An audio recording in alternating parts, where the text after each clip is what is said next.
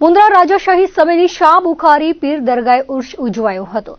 એક સમય સોના ચાંદીના દરવાજા ધરાવતી અને અંદાજે 350 વર્ષ જૂની મુન્દ્રાની રાજાશાહી સમયની શાહ મુરાદ બુખારી પીર દરગાહે યોજાયેલ ઉર્ષમાં મુસ્લિમ બિરાદરો બહોળી સંખ્યામાં ઉમટ્યા હતા। શહેરની બુખારી દરગાહેથી જુલુસ નીકળ્યો હતો। શહેરની સોની બજાર, કંદોઈ બજાર, માંડવી ચોક, નદીવાડા નાકાથી પરત દરગાહે પહોંચ્યો હતો। બુખારી દરગાહના ગાદી નશીન તફસીલ ઉલ હક બાપુએ જણાવ્યું હતું કે દર વર્ષની જેમ આ વર્ષે પણ દરગાહમાં ચાદર પોશીનો કાર્યક્રમ યોજાયો હતો। દરગાહને રોશનીથી શણગારવામાં આવી હતી। દરગાહના પપ્પુ બાપુએ જણાવ્યું હતું કે યાસીન શાહ બાપુ બુખારી દરગાહે સલામ ભરવા આવી પહોંચ્યા હતા।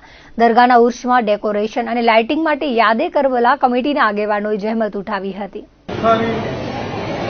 रहमतुल्लाह अलैह दरगाह शरीफ से लगभग 400 વર્ષની આસપાસ એમને થઈ ગયા। દરિયાવટી અને વાણવટી માણસો દરિયાપીર તરીકે એમને માને છે। પછી બીજી કોમો જે આહિર, રબારી નહીં મળે શામળા પીર તરીકે શાહ મુરાદ બુખારી શામળા પીર તરીકે એમને ઓળખે છે બધા આજુબાજુના ગામના પંથકના લોકો। કોમી એકતાનું પ્રતિક ગણાય છે।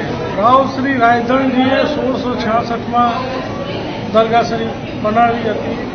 એક સમયે સોના અને ચાંદીના દરવાજા ધરાવતી આ દરગાહ શરીફ ભૂકંપમાં ઘણું નુકસાન થઈ હતી। નવેસરથી બાંધકામ કરાવી અને અત્યારે આપ જોઈ શકો છો એ પ્રમાણે આબાદ છે।